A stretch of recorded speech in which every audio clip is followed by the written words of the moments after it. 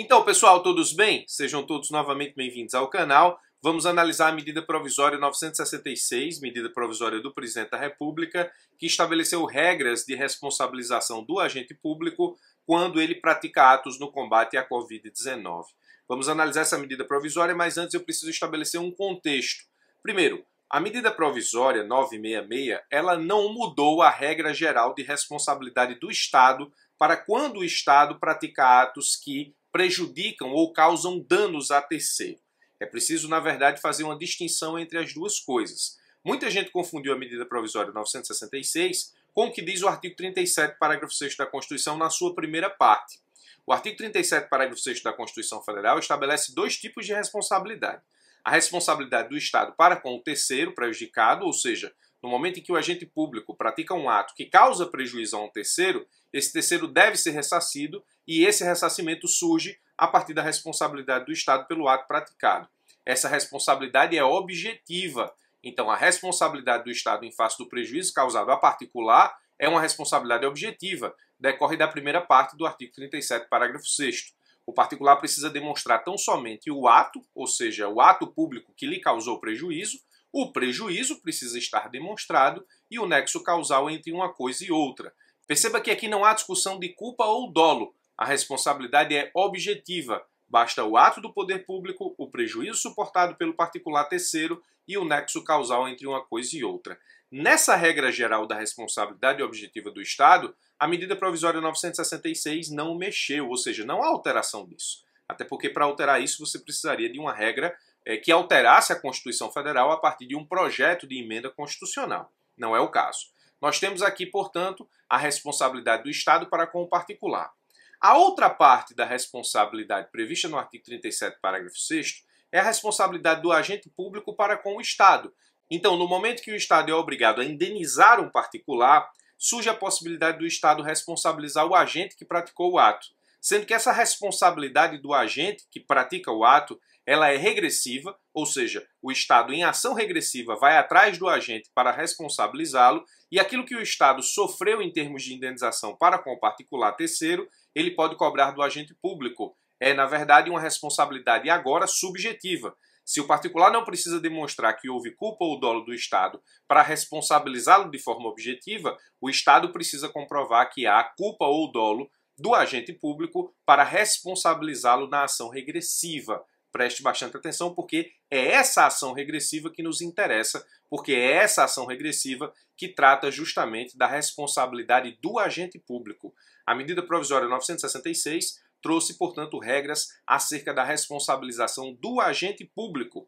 Essa responsabilização do agente público em face do Estado já é regulada pela Lei de Introdução às Normas do Direito Brasileiro. Lá vem dizendo muita coisa que simplesmente foi repetida pela medida provisória 966. E aí, muitos doutrinadores questionam até sobre a necessidade da medida provisória, uma vez que praticamente ela repete tudo o que está na Lei de Introdução às Normas do Direito Brasileiro. Como disse, a responsabilidade é subjetiva, culpa e dolo são elementos que se extraem da responsabilidade na via regressiva do agente público, artigo 37, parágrafo 6º, segunda parte, e aí você precisa comprovar o dolo / erro grosseiro. A culpa na Lei de Introdução às Normas de Direito Brasileiro, na verdade, é substituída por erro grosseiro ou culpa grave. É uma coisa que nós vamos entender daqui a pouco.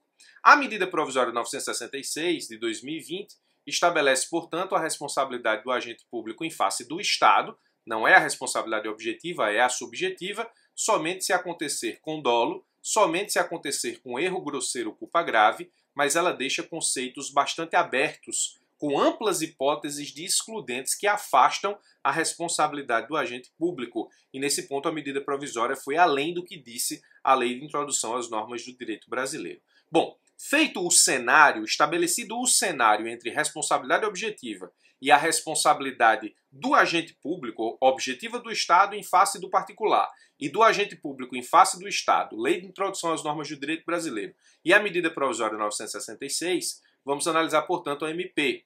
A MP diz o seguinte, os agentes públicos somente poderão ser responsabilizados nas esferas civil e administrativa se agirem ou se omitirem com dolo ou erro grosseiro pela prática de atos relacionados direta ou indiretamente com as medidas de enfrentamento da emergência de saúde pública decorrente da pandemia, combate aos efeitos econômicos e sociais decorrentes da pandemia. Então aqui você tem, na verdade, a responsabilidade do agente público no enfrentamento ou nos atos praticados que enfrentam a pandemia. Até aí tudo bem.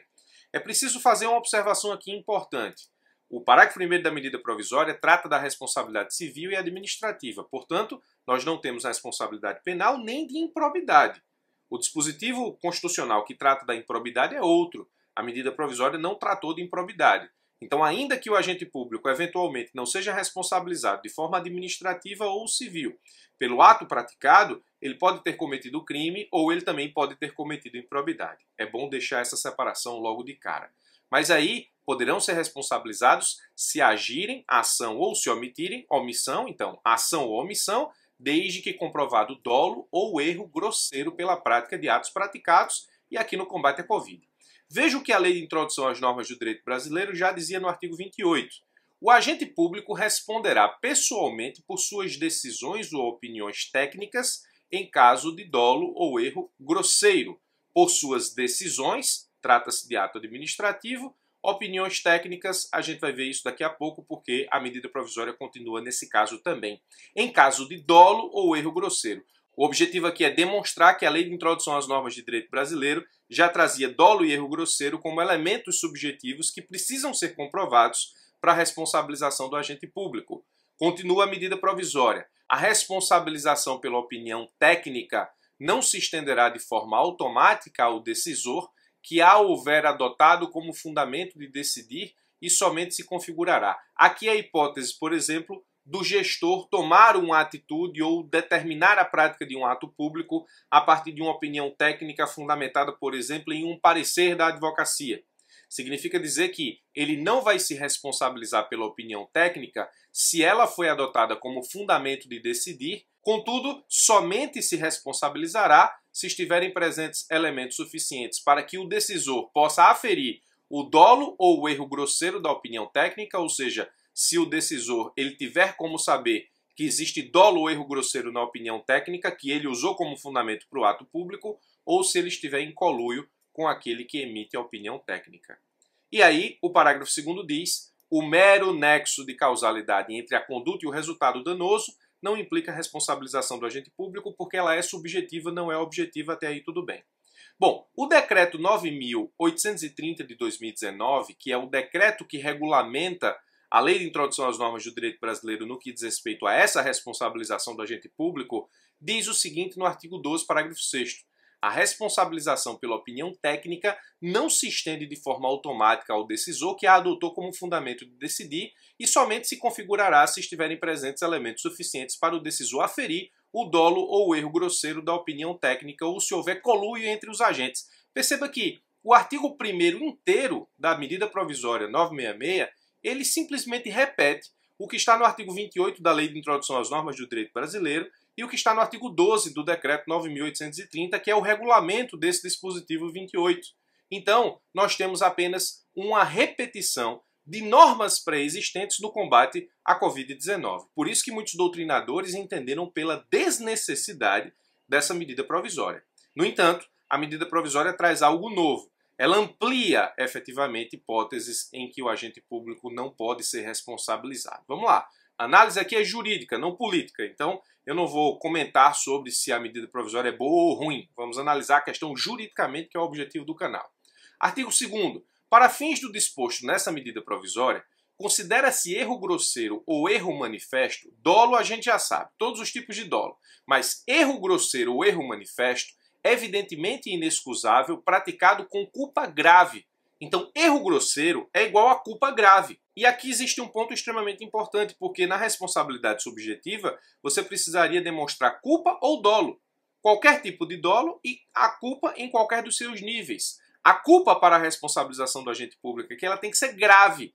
E culpa grave é erro grosseiro, erro manifesto, erro evidente, erro inexcusável, caracterizado por ação ou omissão com elevado grau de negligência, imprudência ou imperícia. Então, a negligência, imprudência ou imperícia não é suficiente para responsabilizar o agente público. É preciso que ela seja em grau elevadíssimo, inexcusável, culpa grave. E nesse ponto, nós temos aqui a caracterização da culpa no seu mais alto nível, a fim de demonstrar efetivamente a responsabilidade do agente público no sentido de fazer com que ele ressarça ao Estado os prejuízos causados pelo ato praticado. Então, o dolo é a intenção de praticar ato em prejuízo ao poder público. Dele não se discute. A culpa, não basta a culpa. É preciso que a culpa seja grave, que o grau de negligência, imprudência ou imperícia seja elevado. Artigo 3º da medida provisória diz ainda, ó, na aferição da ocorrência de erro grosseiro serão considerados. Aí aqui são as excludentes praticamente.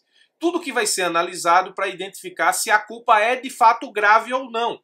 E nesse ponto existe uma margem muito grande para fazer com que o agente público não seja responsabilizado, ou melhor, para caracterizar a culpa grave, você tem uma difícil missão de afastar praticamente todos os incisos do artigo 3º da medida provisória. Primeiro, serão considerados os obstáculos e as dificuldades reais do agente público. Erro grosseiro, portanto, passa a ser um conceito aberto. O que são obstáculos e dificuldades reais do agente público? A complexidade da matéria e das atribuições exercidas pelo agente público. Quem define se a matéria é muito complexa, é pouco complexa ou tem complexidade mediana? A circunstância de incompletude de informações na situação de urgência ou emergência, ou seja, incompletude de informações. Eu tenho que partir do princípio que, para responsabilizar o agente público, ele tem que ter agido com culpa grave, e isso significa dizer que ele está dotado de todas as informações possíveis sobre o ato praticado. Bem complicado isso de se comprovar. As circunstâncias práticas que houverem imposto, limitado ou condicionado a ação ou a omissão do agente público e o contexto de incerteza acerca das medidas mais adequadas para o enfrentamento da pandemia da Covid e das suas consequências, inclusive as econômicas. Então, o artigo 3º da medida provisória 966 trouxe situações de circunstâncias para a caracterização do erro grosseiro que são absolutamente abertas e de extrema dificuldade de demonstração. É possível dizer, quase sem sombra de dúvida, que pelo artigo 3º, qualquer decisão que tenha sido tomada com culpa no que diz respeito ao combate ao Covid fica isenta de responsabilidade. É um conceito aberto com excludentes a todo o lado, justamente porque você não consegue comprovar que todos esses elementos aqui existiram de forma a caracterizar o erro grave do agente público a fim de responsabilizá-lo. Nesse ponto, o decreto que já tratei, o decreto 9.830, diz: não se configurará dolo ou erro grosseiro do agente se não restar comprovada nos autos do processo de responsabilização situação ou circunstância fática capaz de caracterizar dolo ou erro grosseiro. O mero nexo de causalidade entre conduta e o resultado danoso não implica responsabilização, exceto se comprovado o dolo ou erro grosseiro do agente público. Aqui o decreto fala que a responsabilidade é subjetiva, não basta demonstrar o nexo causal, e aqui ele diz que se a situação fática não caracterizar dolo ou erro grosseiro, você livra o agente público da responsabilidade. Mas a medida provisória trouxe como novidade, de fato, o artigo 3º e esses incisos, 5 incisos, que praticamente tornam impossível caracterizar de fato que houve erro grosseiro ou culpa grave por parte do agente público, e esse é o objetivo principal da crítica de muitos doutrinadores, muitos constitucionalistas e administrativistas, no sentido da impossibilidade, portanto, de responsabilizar qualquer agente público, a não ser que fique comprovado o dolo. Dolo, tudo bem. Agiu com intenção de ferir o patrimônio ou de prejudicar o poder público, aí não se discute. Mas a culpa precisa ser grave. Culpa grave é igual a erro grosseiro. Erro grosseiro só se classifica ou só se demonstra